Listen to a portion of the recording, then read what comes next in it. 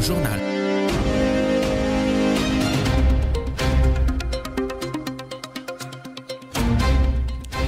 13h30 sur les ondes de Radio Tunis Chaîne Inter, le journal présenté aujourd'hui par Mohamed Ali Cheib.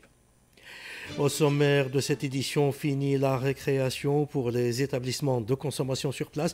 L'obligation des caisses enregistreuses entre en vigueur aujourd'hui. Un moyen jugé efficace pour lutter contre la fraude. L'avis d'un économiste juste après la transition. La société civile Agabès monte au créneau. Elle propose des solutions pour préserver et l'intérêt de l'État et la santé des citoyens sur fond de la crise environnementale du groupe chimique tunisien, dossier dans ce journal. La Tunisie prospecte le marché guinéen. Le Tunisian Africa Business Council mène à partir d'aujourd'hui une importante mission économique à Conakry. Quelle est l'importance de ce marché pour les opérateurs économiques tunisiens? Réponse dans cette édition. Dans le monde, la bande de Gaza est toujours soumise à la folie meurtrière de l'armée sioniste. Khan Younis a été particulièrement visée alors que la situation humanitaire et sécuritaire reste critique dans l'enclave. Et la Jordanie et l'Allemagne appellent à ce que la force internationale de stabilisation envisagée à Gaza bénéficie d'un mandat de l'ONU. Horreur et atrocités à El Fasher au Darfour au Soudan. Des images satellites révèlent que les massacres se poursuivent dans la ville tombée en mains des paramilitaires. Football, 4 rencontres cet après-midi pour le compte de la 12e journée du championnat de Ligue 1 à l'affiche Club africain Avenir sportif de Slimane. Madame, Monsieur, bonjour. C'est à partir d'aujourd'hui que l'obligation d'utiliser des caisses enregistreuses entre en vigueur pour les établissements de consommation sur place. Sont concernés en cette première étape les restaurants touristiques classés, les salons de thé et les cafés de 2e et 3e catégorie exploités par des personnes morales. Ces appareils transmettront en temps réel les données de vente à une plateforme centrale entièrement développée par des ingénieurs tunisiens du centre informatique du ministère des Finances. Cette première phase marque le lancement d'un dispositif national visant à renforcer la transparence fiscale et à lutter contre la fraude fiscale grâce à une meilleure traçabilité des transactions. L'économiste Moazez Diden salue cette initiative. Il estime cependant que la liste des fournisseurs agréés de ces caisses enregistreuses n'a été publiée que récemment, ce qui pourrait retarder l'équipement de certains établissements commerciaux concernés. Moazez Diden au micro de Zainab Fes. C'est l'entrée en vigueur de l'application des caisses enregistreuses, de tout ce qui est commerce sur place. On va commencer le 1er novembre uniquement avec les salons de thé de type 3 et 2, avec les restaurants touristiques et qui sont exploités uniquement par des personnes ayant la forme juridique de personnes morales. L'entrée en vigueur de cette mesure pourrait pour le moment connaître quelques difficultés puisque la liste disponible des fournisseurs de ces caisses enregistreuses n'a été publié par le ministère des Finances que très récemment. Donc peut-être certains opérateurs n'ont pas encore pu s'équiper de cette caisse. Le côté positif, bien sûr, cette mesure va améliorer largement la transparence de ces opérateurs, leur activité et leur chiffre d'affaires. Reste la responsabilité finale au client qui doit demander son ticket de caisse et que sur ce ticket de caisse, il y a toutes les informations que ce ticket a été bien produit par une caisse enregistreuse. La Fédération tunisienne des sociétés d'assurance, l'AFTUSA, lance aujourd'hui une application mobile innovante baptisée e-Constat. L'application permet aux assurés de déclarer un sinistre automobile matériel directement depuis le smartphone. Grâce à cette plateforme, le constat amiable se fait désormais en version digitale, remplaçant progressivement le formulaire papier avec photos et informations contractuelles à l'appui. E-Constat vise à simplifier les démarches, éviter les litiges et amorcer progressivement la transition vers le numérique tout en conservant pour l'instant le format papier traditionnel pour les personnes qui préfèrent l'utiliser. Hatem Amia, directeur général de l'AFTUSA, explique le fonctionnement de cette application. Il intervient au micro de Zainab Fes.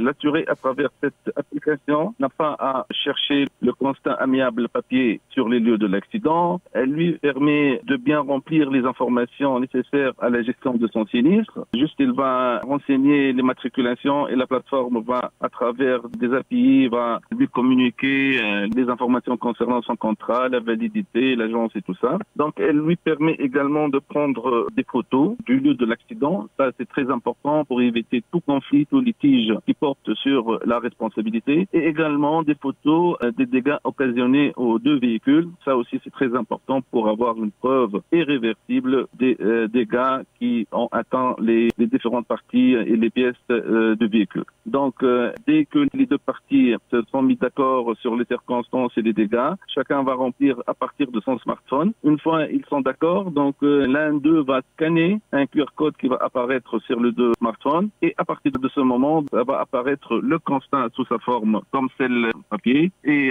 les deux parties vont signer sur leur smartphone.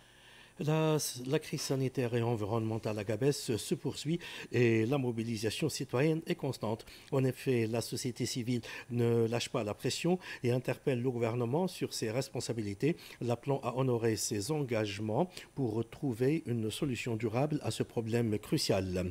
La société civile à Gabès soutient que les études de prospection et les recommandations des experts disponibles depuis 2018 fournissent déjà les bases nécessaires à une action concrète. Mohamed Ached Ben Azzouz, consultant et spécialiste en environnement et en risques technologiques, au micro de Ajay Ben Amar.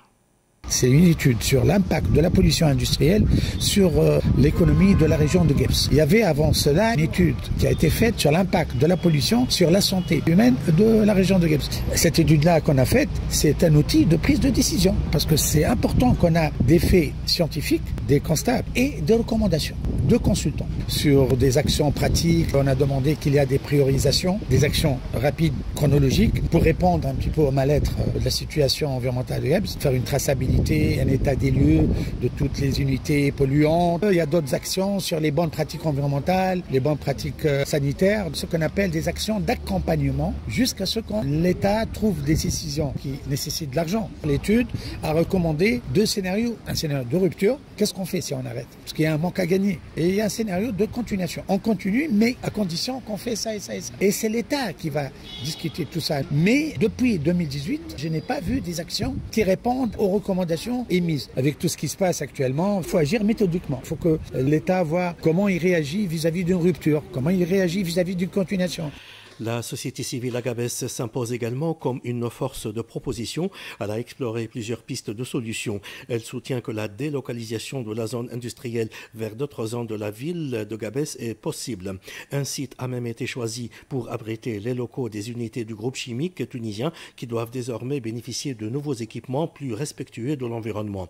Mieux encore, le site choisi bénéficie de l'accord de ses habitants. Abdallah Zaeli, universitaire et président de l'association régionale pour la protection de la nature et de l'environnement à Gabès, au micro de Ajay Ben Amar. La situation sanitaire est très grave. On ne doit pas laisser le gouvernement seul à résoudre ce problème. Nous avons confiance dans le gouvernement parce que nous sommes des nationaux quand même. On travaille pour notre pays. On ne veut pas détruire l'effort qui a été fait. On ne veut pas reculer, mais on veut avancer. Comment transformer toute l'usine, même la zone industrielle de Gabès, à Sefia, 60 km de Gabès ou à 59 km de l'Ham. Là-bas, on peut installer ces usines, on peut valoriser le phosphogypse, on peut faire beaucoup de choses. Nous avons avancé cette étude et nous avons avancé les documents de propriété, même les signatures. Nous ne voulons pas qu'elle soit immédiate, mais on doit faire une promesse juste et une promesse sûre. Je crois que le gouvernement peut le faire. Aujourd'hui s'achève à Gafsa une semaine de visite intensive placée sous le signe de la découverte des richesses touristiques de la région. Ce séjour, marqué par un programme dense et varié, a permis à un groupe de visiteurs étrangers d'explorer les principales niches touristiques locales. L'objectif de cette mission de prospection est d'évaluer et de promouvoir les circuits proposés aux tour opérateurs et aux agences de voyage en vue d'intégrer la région de Gafsa parmi les circuits touristiques essentiels du sud tunisien. Le point avec notre correspondant à Gafsa, Lahla Swid. Ce show grandeur nature vient couronner la semaine de promotion touristique tenue au mois d'avril 2024 et qui a fait couler beaucoup d'encre et propulsé au devant de la scène les régions avec son riche patrimoine archéologique, historique, oasien, rupestre et climatique. Gafsa n'a-t-elle pas abrité le Capsien, la plus vieille civilisation de l'humanité? Si le ministère du Tourisme n'a pas lésiné sur les moyens et les initiatives pour la réussite de ce projet ambitieux et prometteur, à l'échelle régionale, on est encore en déphasage avec l'ère du temps et les exigences du secteur. Au niveau de la propreté de l'environnement, la pollution atmosphérique et la défectuosité de l'infrastructure routière, les municipalités ont encore beaucoup de pain sur la planche afin d'arriver à convaincre une bonne partie des touristes qui sont en visite dans la région. Le Tunisian Africa Business Council conduit à partir d'aujourd'hui une importante délégation économique à Conakry en Guinée. Cette mission de 4 jours a pour objectif d'explorer le climat des affaires, d'identifier de nouvelles opportunités d'investissement et de s'informer sur le méga-projet Simandou, projet considéré comme l'un des plus ambitieux du continent africain avec des investissements estimés à 20 milliards de dollars.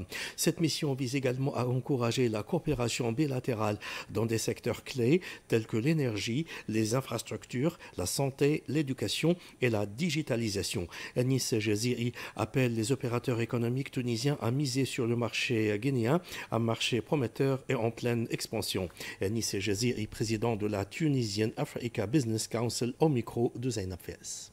Le Tunisian Africa Business Council mène une délégation de haut niveau en mission économique en Guinée dans l'objectif d'avoir une idée sur le climat des affaires et des opportunités d'investissement ici à Conakry, mais surtout d'avoir une idée sur le très grand projet structurant Simandou, qui est l'un des plus grands projets d'Afrique d'aujourd'hui avec des investissements de 20 milliards de dollars. C'est la plus grande minerai de fer dans le monde et c'est un projet qui va avoir des revenus colossaux de 200 milliards de dollars sur les 15 prochaines années. Il y a tout un programme de développement économique et d'investissement en Guinée 2025-2040 qui est mené par la présidente de la République et qui va y aller sur les secteurs de l'infrastructure, de l'énergie, de la santé, de l'éducation, de la digitalisation. Ces secteurs-là connaîtront des développements extrêmement importants et j'invite tous les opérateurs économiques tunisiens à se concentrer sur la Guinée-Conakry sur les prochaines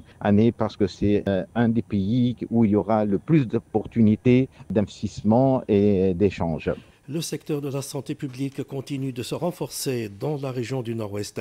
Il sera bientôt auréolé de nouveaux acquis avec le lancement des travaux de construction de l'hôpital régional de Radimeu dans le gouvernorat de Jendouba et la mise en œuvre du projet de l'hôpital régional de Makfa à Siliana.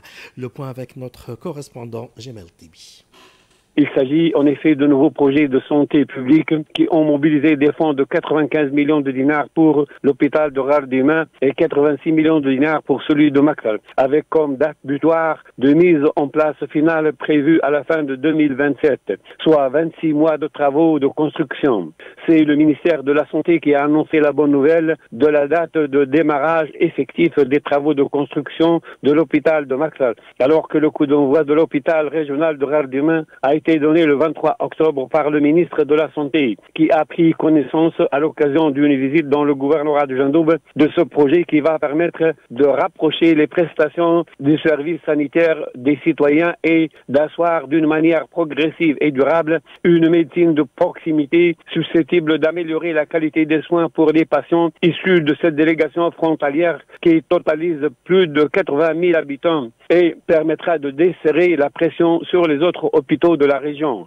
Sur un autre plan, l'on s'attend aussi lors de cette fin d'année à voir l'hôpital régional du Kef glaner le label de la qualité et le passage en force au statut d'hôpital universitaire avec déjà 10 services qui fonctionnent sous ce régime.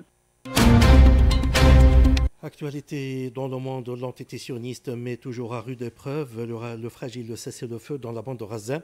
Des tirs de l'armée israélienne et des frappes aériennes ont été entendus aujourd'hui autour de Khan Younis dans le sud de l'enclave. Ces raids interviennent quelques heures après la restitution par le Hamas de 3 corps de prisonniers israéliens.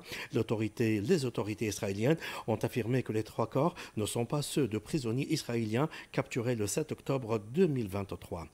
Et le directeur général du bureau gouvernemental des médias à Gaza, Ismail Al-Thawabta, estime qu'il reste 20 000 engins explosifs non explosés issus de la guerre et de l'occupation dans diverses zones de la bande de Gaza. Par ailleurs, la Jordanie et l'Allemagne ont estimé aujourd'hui qu'une force internationale de stabilisation à Gaza, dans le cadre du plan Trump, devrait bénéficier d'un mandat de l'ONU. Au Soudan, de nouvelles images satellites laissent penser que les massacres pourraient se poursuivre dans la ville d'El-Fesh et ses alentours.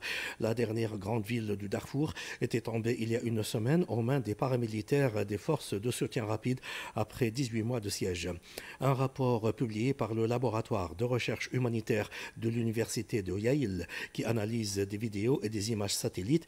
Les dernières images suggèrent que la majorité de la population de la ville est soit morte, soit capturée ou cachée. Le laboratoire conclut que les indices montrant que les massacres se poursuivent sont clairement visibles. De son côté, Médecins sans frontières a rapporté avoir donc recueilli des témoignages de survivants suggérant que des personnes sont toujours détenues contre rançon. Un survivant a rapporté des scènes horribles où des combattants écrasaient des prisonniers avec leurs véhicules. Sur le plan politique, les pourparlers en vue d'une trêve entre l'armée et les paramilitaires sont dans l'impasse. Ces pourparlers sont menés depuis plusieurs mois par un groupe réunissant les États-Unis, l'Égypte, les Émirats et l'Arabie saoudite. Football, la 12e journée du championnat de Ligue 1 tunisienne débute cet après-midi. 4 rencontres seront disputées à partir de 14h30. Club africain Avenir Sportif de Slimane. Le match sera retransmis en direct sur la Watania 1. Étoile sportive du Sahel, Espérance sportive de Metlaoui. Le match sera retransmis en direct sur la Watania 2. Agabès, AS Gabès, Union sportive monastérienne. Et enfin, Union sportive de Bengaden, Jeunesse sportive carouanaise. Le match sera transmis en différé sur la Watania 2. Voilà, point final à ce journal, mais un rappel des titres. Fini la récréation pour les établissements de consommation sur place. L'obligation des caisses enregistreuses entre en vigueur aujourd'hui. La Tunisie prospecte le marché guinéen. Le Tunisian Africa Business Council mène à partir d'aujourd'hui une importante mission économique à Conakry.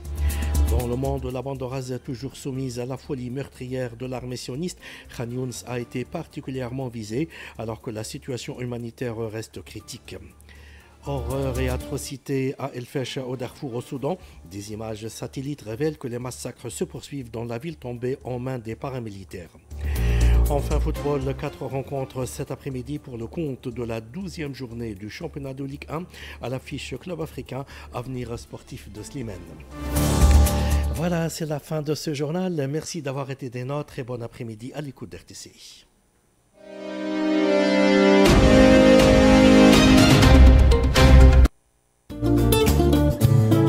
RTCI, la plus belle des radios.